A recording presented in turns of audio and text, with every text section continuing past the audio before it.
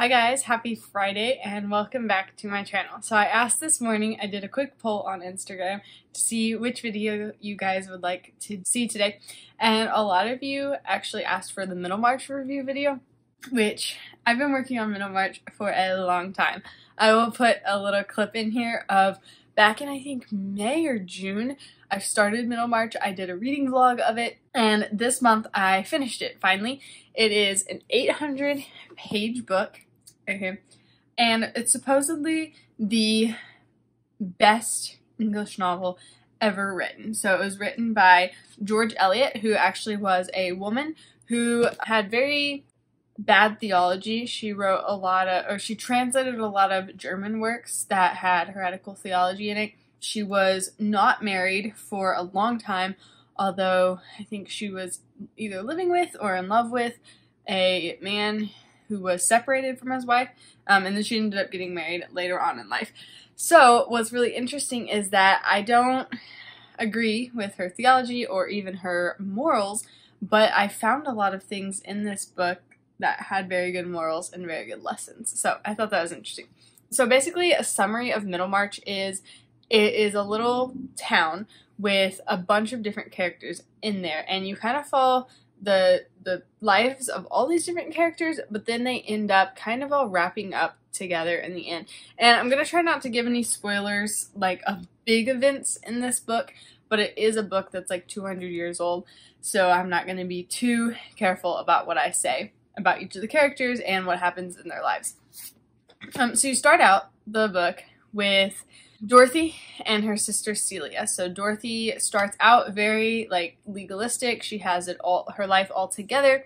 She follows the rules perfectly, and she doesn't have much emotion really because she's very led by reason and what is right. And then we have her sister Celia, who's just the typical girl entering into adulthood and very emotional. Yeah, so they're very big opposites. And then Dorothy, I think she's only like 18, 19 maybe, and she really wants to get married, and she wants to find this perfect man that she can serve alongside of, that she can help with his pursuits in life, which I think is really cool, and that is the right way to think about being a wife, is to be his helper, right? And to help him in whatever he's doing. So she really wants to find this man who has some intellectual pursuit that she can really help him out with.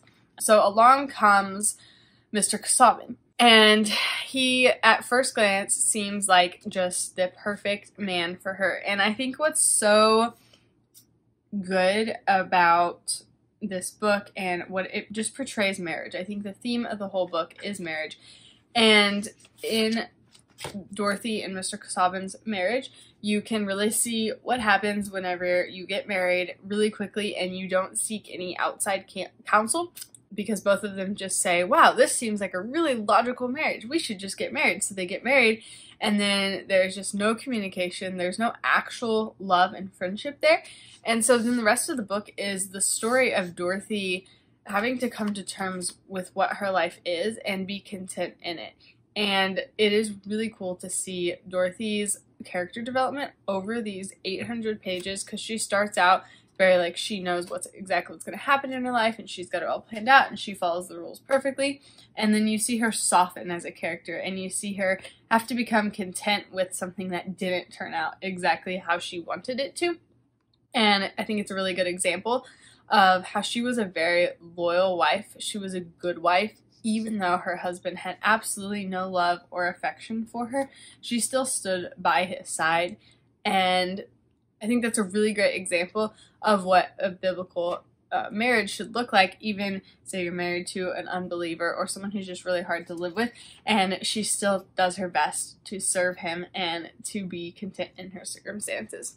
So we follow their story throughout the book, but interwoven throughout that, there's a lot of other stories. I'm not going to touch on all of them, but there are two other couples, I think, that show the other sides of marriage, maybe. So you also have Lydgate and Rosamond, and they are a very interesting example of, I think, young love. So they start out very much in love as compared to Dorothy and Casaubon, and were very much led by reason, whereas Rosamond and Lydgate are led by emotions.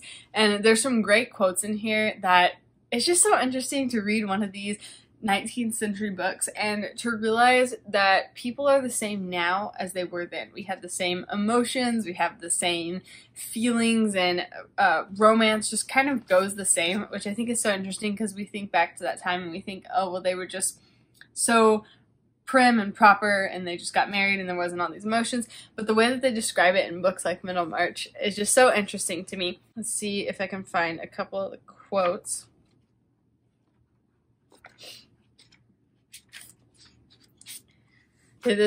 So Rosamond and Lydgate are first hanging out together and they're around each other but not really talking to each other, and it creates like this awkward dynamic. And it talks about, it seemed that the brief impersonal conversations they had together were creating that peculiar intimacy which consists in shyness. They were obliged to look at each other in speaking, and somehow the looking could not be carried through as the matter of course which it really was. Lydgate began to feel this sort of consciousness unpleasant, and one day looked down, or anywhere, like an ill-worked puppet. But this turned out badly. The next day Rosamond looked down, and the consequence was that when their eyes met again, both were more conscious than before. And I just love the way that she writes these emotions and stuff is just very accurate to how this young romance would have played out. So you have Rosamond and Lydgate, and they get married, and they seem to have this great happy marriage. And then basically near the middle end of the book, he tells her that they're gonna have to live more frugally, and she has a lot of issues with basically submitting to her husband and being content in her circumstances. So it's kind of, I guess, the opposite reaction to what Dorothy has in her life. Rosamond has the wrong reaction to unforeseen circumstances. And so that's really interesting to see the contrast of their marriage to Dorothy's marriage as it plays out through the books. It's a very good foil, I guess. So it shows you, okay, here's one extreme and here's the other extreme. Lydgate is an amazing husband. He definitely has his faults, but he sees them and he grows through them. And then Rosamond is very impatient towards him, whereas it's the opposite with Dorothy and her husband, which I thought was really interesting and cool to see those opposites there. And then the last couple, which is just a really interesting one that you follow throughout the book, is Fred and Mary. Now, Mary is very unlikable when it comes to Fred. They're childhood friends, and she teases him a lot, and she's not very nice to him.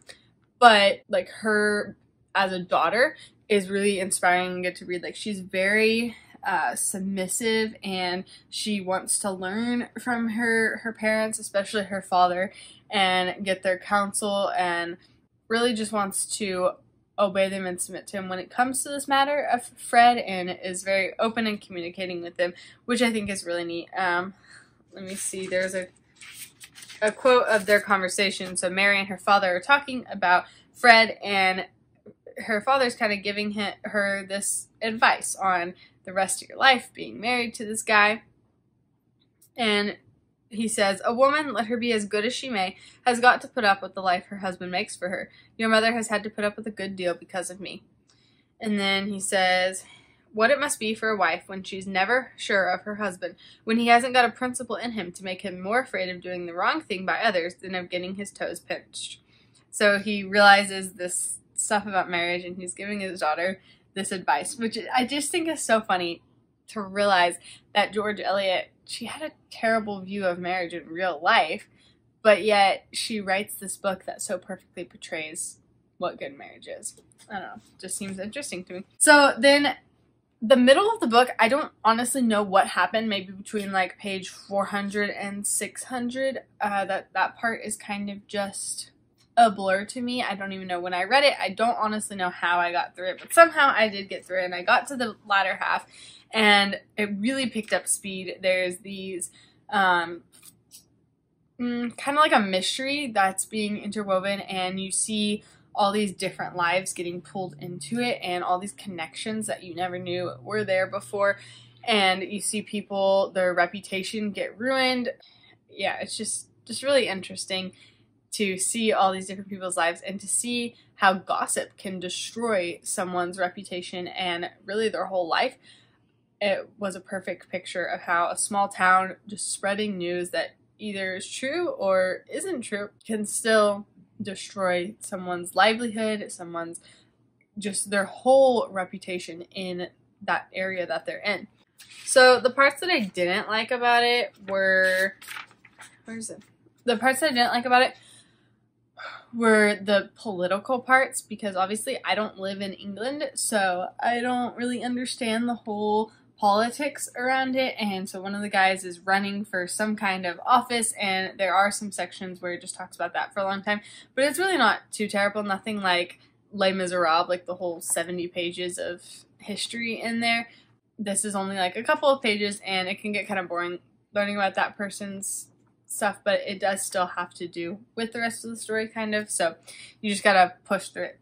So overall, I did actually enjoy this book a lot, more than I thought I would. I think I gave it 4 stars. I wouldn't necessarily say it was the greatest novel, English novel, in my opinion. It did definitely just portray people's characters so well, and you really, there's some books that are really driven by the plot, and there's some books that you really get to know the character and you see them growing throughout the story, and I think that was this book. There were parts where I just, for the last like 200 pages, like every time I picked it up, my heart was just hurting because you could feel the emotion in the characters, and you were just so sad for what they were going through, or just the emotional like upheaval they were experiencing. Like you could feel it. So I think it was really written well in that way, and did a great job of portraying marriage and how you have to be careful with who you get married to, and you both have to be mutually growing for the marriage to be a happy marriage. So I really love the finale that I think George Eliot wrote in here. And she sums up everything. She does a perfect job of an epilogue, and kind of everyone's happily ever after, or, kind of okay happily ever after. But what she says at the end is, every limit is a beginning as well as an ending. Who can quit young lives after being long in company with them, and not desire to know what befell them in their after years? For the fragment of a life, however typical, is not the sample of an even web.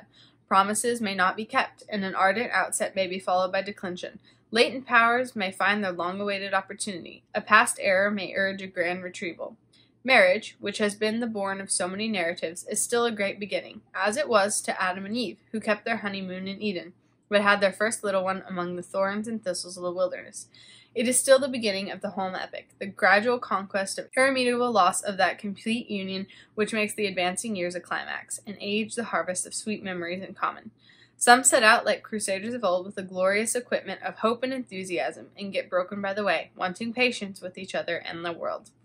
And I think that just perfectly sums up what the whole book is about, and then it goes on to talk about all the different characters and how Dorothy is just well known for how kind she were, and how people don't understand like why she doesn't even care about money or anything when she has this opportunity to be really rich.